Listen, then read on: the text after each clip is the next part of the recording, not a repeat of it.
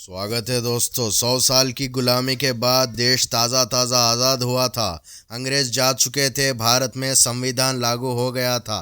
संविधान के मुताबिक अब देश को तानाशाही से नहीं, लोकशाही से चलाया जाना था। लोकशाही के लिए वोट के ज़रिए शासक का चुनाव होना था। भारत देश पहली बार अपनी आंखों से आज़ाद भारत का आम चुनाव देखने जा रहा था। ना तो भारत की जनता ने कभी वोटिंग की थी, ना ही चुनाव कराने वाली किसी संस्था ने कभी चुनाव कराए थे। दोनों नए थे, इसलिए 1951 में चुनाव कराने की रिहर्सल की गई। 1951 में वन नेशन वन इलेक्शन शुरू हो गए। आज 7 चरणों में चुनाव घोषित हुए हैं। तब जानते हैं 68 चरणों में चुनाव हुए। अक्टूबर से लेकर फरवरी तक 4 महीनों तक चुनाव हुए। दोस्तों, तब चुनाव प्रचार के लिए हेलीकॉप्टर्स नहीं थे। तब डिजिटल मीडिया तो थी नहीं।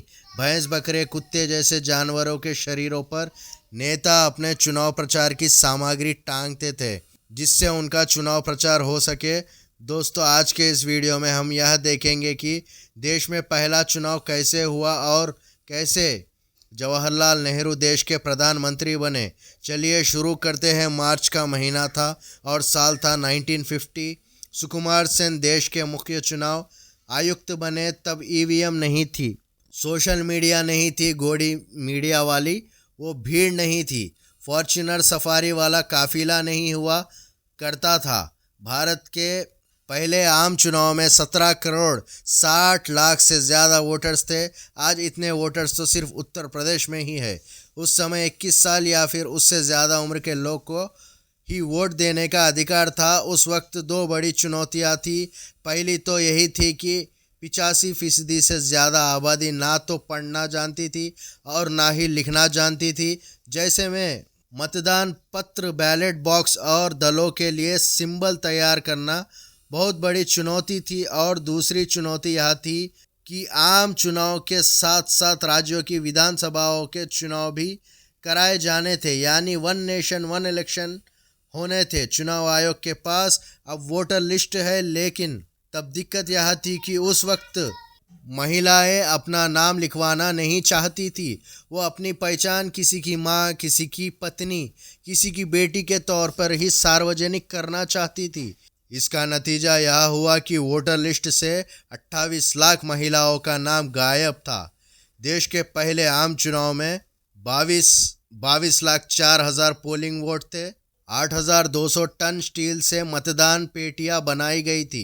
16,500 क्लर्क ने मिलकर के वोटर लिस्ट तैयार की थी और 56,000 ऑफिसर्स को चुनाव की ड्यूटी में लगाया गया था। चाहे वामपंथी पार्टियां हो या दक्षिणपंथी, सभी के निशाने पर नेहरू और कांग्रेस की पार्टी थी। नेहरू उस वक्त चारों ओर से घिरे हुए थे। विरोधी पार्टियां तो उन पर हमले कर ही रहे थे। पश्चिमी और पूर्वी पाकिस्तान से आए शरणार्थियों का गुस्सा भी उन्हें सहना पड़ रहा था। दक्षिण में आंध्र प्रदेश के लोग और उत्तर में सिख समुदाय नाराज थे।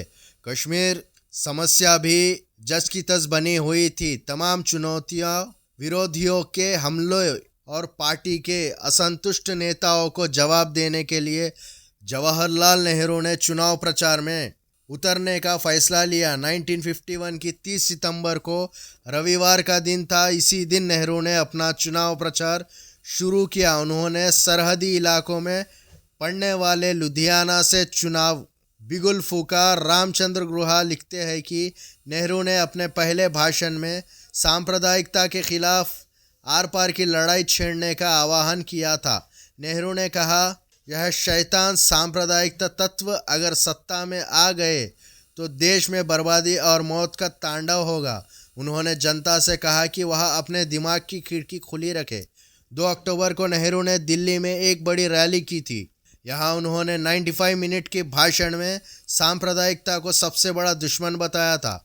जवाहरलाल नेहरू ने पूरे देश में 300 से ज़्यादा रैलियाँ की थी। दोस्तों, जवाहरलाल नेहरू ने हवाई जहाज, कार, ट्रेन और नाव से भी प्रचार किया। जेवी कृपलानी, डॉक्टर BR अम्बेडकर और JP नारायण से मतभेद होने के बावजूद नेहरू कई रैलियों में इनकी तारीफ भी करते थे। नेहरू कहते थे, हमें ऐसे कई लोगों की ज़रूरत है जिनमें काबिलियत हो और जो अपने उसूलों के पक्के हो। दोस्तों, जिस सांप्रदायिकता ने आज समाज को डस लिया है, जिस सांप्रदायिकता को सीढ़ी बनाकर कुछ पार्टियां अपनी राज चला रही है, उस सांप्रदायिकता के विष को नेहरू बहुत पहले पहचान गए थे।